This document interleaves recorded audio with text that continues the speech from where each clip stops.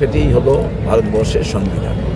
আর সেই সংবিধানই ভারতবর্ষের মানুষকে, বিভিন্ন সম্প্রদায়কে এই অধিকার দিয়েছে তাদের মতো করে ধর্মাচরণ করা, তাদের মতো করে উপাসনা করা, তাদের মতো করে প্রেয়ার করা, কিন্তু সবটাই মানব কল্যাণ।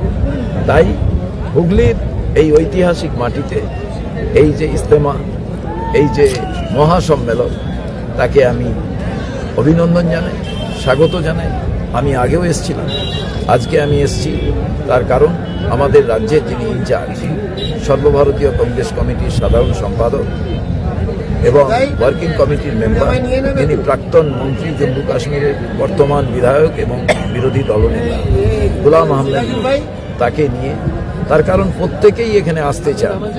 তার কারণ এটা মুসলমান সম্প্রদায়ের কাছে একটা তীর্থক্ষেত্র হিসাবে আজকে এই জায়গায় সবাই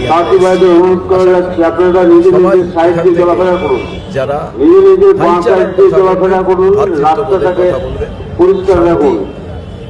আমনের কথা বলবেন। গতকাল হাকিম এসেছিলেন, তিনি বলছেন যে এখানে যারা আসছে তাদের মধ্যে রাজনীতির কোনো বিষয় নেই, কিন্তু 6 মাস পর বা 5-6 মাস পরে রাজ্যে বিধানসভা নির্বাচন, সেখানে সংখ্যালঘু ভোট একটা ফ্যাক্টর হতে চলেছে। সাম্প্রতিক সময় যে কয়েকটি ঘটনা, হুমায়ুন কবিরের দল গঠন থেকে শুরু করে এবং বেশ কিছু জায়গায় গণ্ডগোল, অশান্তি, এইগুলো নিয়ে কি মনে হয় যে নির্বাচনে কোনো প্রভাব পড়বে বা এই ইজতেমার যে এত মানুষের সমাগম? আপনাকে আমি একটা কথা বলছি, সত্যি এখানে রাজনীতির কোনো কথাই বলা উচিত নয়। তার কারণ রাজনীতি তো তার নিজের দর্শন, তার নিজের বিচারধারার উপরে রাজনীতি তিনি করেন, কিন্তু ধর্ম একেবারে ব্যক্তিগত বিষয়। আর সেই ব্যক্তিগত বিষয়ে তিনি যখন শ্রদ্ধা কিংবা উপাসনার জন্য এখানে এসে প্রেয়ারের জন্য এখানে আসছেন, তার সঙ্গে কোনো রাজনীতি, কোনো পতাকা, কোনো রঙকে মিলিয়ে ফেলা এক হবে না। কিন্তু এটাও তো ঠিক, রাজনৈতিক দল না থাকলে, রাজনৈতিক পরিমণ্ডলের ভেতরে নির্বাচন না থাকলে, তাহলে তো গণতন্ত্র অটুট থাকবে না, এবং গণতন্ত্র না থাকলে তাহলে আমরা আরও ভালোর দিকে এগোতে পারবো না।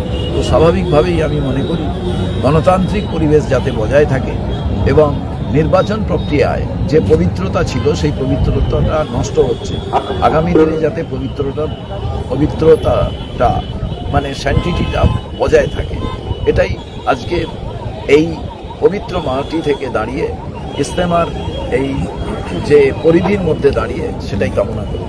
এত সময় সংখ্যালঘু ভোট ব্যাংক আপনাদের সঙ্গে ছিল, কংগ্রেসের সঙ্গে ছিল, পরবর্তীকালে সেটা শিফট করে বামেদের দিকে যায়, এখন তৃণমূলের সঙ্গে রয়েছে।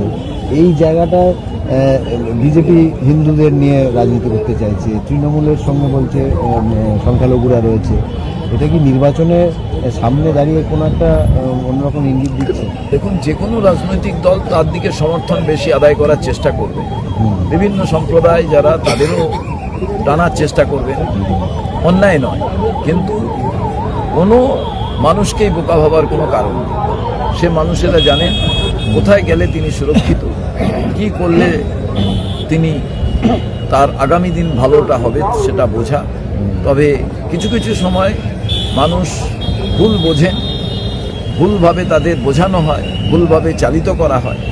আজকের দিনে আমার মনে হয় মানুষ অনেক বেশি সজাগ, এবং সেই ক্ষেত্রে আমি একটি রাজনৈতিক দলের আদ্যপ্রান্ত একজন মানুষ হিসেবে আমি বলবো, ইজতেমার এই মাটি থেকে আমি কোনো রাজনৈতিক বার্তা দিতে চাই না, শুধু একটাই বার্তা দিতে চাই, আয়নার সামনে দাঁড়িয়ে আপনার যে আগামী প্রজন্ম, তার সুরক্ষার কথা ভেবে আপনি সিদ্ধান্ত গ্রহণ করবেন কোনটা ঠিক, কোনটা বেঠিক, কোন রাজনৈতিক ব্যক্তিত্ব সঠিক, কোন রাজনৈতিক ব্যক্তিত্ব সঠিক নয়।